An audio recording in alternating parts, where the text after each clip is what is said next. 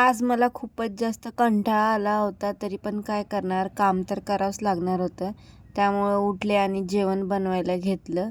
2 दिवस झालं रोजच बाहेरचं जेवण खायला चालू होतं, त्यामुळे आज म्हणलं घरीच जेवण बनवावं. मग काय घेतलं, कंटाळा आला तरी जेवण बनवायला.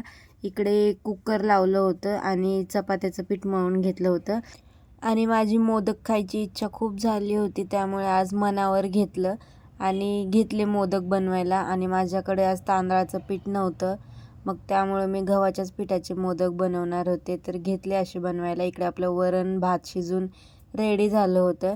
त्यानंतर मग सुकी भाजी म्हणून पत्ताकोबीची भाजी बनवायला घेतली.